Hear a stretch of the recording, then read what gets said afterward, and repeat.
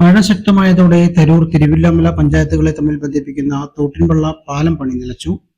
ഗതാഗത സൗകര്യത്തിനായി തയ്യാറാക്കിയ സമാന്തര പാത തകർന്നതോടെ ഇതുവഴിയുള്ള ഗതാഗതം പൂർണ്ണമായും പൊതുമരാമത്ത് വകുപ്പ് നിരോധിച്ചു. ഇതോടെ തോട്ടിൻപള്ള പ്രദേശം പൂർണ്ണമായും ഒറ്റപ്പെട്ട അവസ്ഥയിലാണ്. അത്യാഹിത ആവശ്യങ്ങൾക്ക് പോലും ഗതാഗത സൗകര്യമില്ലാത്ത അവസ്ഥയിലാണ് ഇപ്പോൾ തോട്ടിൻപള്ള നിവാസികൾ.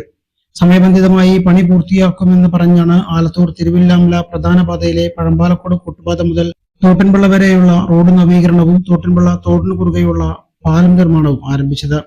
എന്നാൽ റോഡ് നിർമ്മാണം 80% പൂർത്തിയായിട്ടും പാലം പണി 10% മാത്രമാണ് പൂർത്തിയായിട്ടുള്ളത്.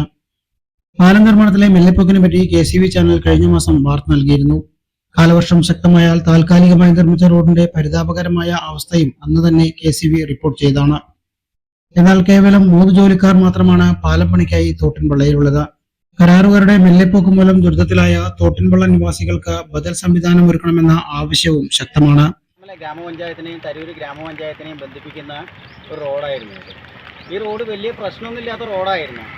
എന്നാൽ മോഹനസുന്ദര വാഗ്ദാനങ്ങൾ നൽകി നല്ല റോഡാക്കി തരാമെന്ന് പറഞ്ഞ് റോഡ് പൊളിച്ചു, ഈ പാലവും പൊളിച്ചു. റോഡ് ഏകദേശം 85% പണി പൂർത്തിയാക്കാൻ കഴിഞ്ഞു. പക്ഷെ പാലം ഒരു 10% പോലും പണി പൂർത്തിയാക്കിയിട്ടില്ല. ഇതോടുകൂടി തരൂർ ഗ്രാമപഞ്ചായത്ത് എന്ന പ്രദേശം ഒറ്റപ്പെട്ട ഒരവസ്ഥയിലാണുള്ളത്. ഇതേ ഒരു മണ്ണിട്ടൊരു ചെറിയ റോഡ് മാത്രമാണ് ഉണ്ടാക്കിയിരുന്നത്. അതെല്ലാം മഴയത്ത് ഇടിഞ്ഞ് പൊളിഞ്ഞു പോയി. ഭാരവാഹനങ്ങൾ വരാൻ പാടില്ല എന്ന് പഞ്ചായത്ത് അധികാരികളും ബന്ധപ്പെട്ട വകുപ്പുകളും പറഞ്ഞിട്ടുണ്ടായിരുന്നു. എന്നാലും അപകടകരമായ രീതിയിൽ ഇപ്പോഴും ഭാരവാഹനങ്ങൾ മറ്റുള്ള വാഹനങ്ങൾ ഇതേ പോയിക്കൊണ്ടിരിക്കുകയാണ്.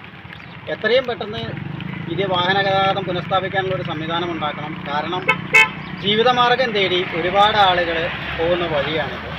ഒരുപാട് പേരുടെ ജീവിതമാർഗം തന്നെ ഈ റോഡ് പൊളിഞ്ഞതിനാലും അടഞ്ഞു. അധികാരികളുടെ അനങ്ങാപ്പാറ നയമാണ് ഇതിനെല്ലാം മൂലകാരണം.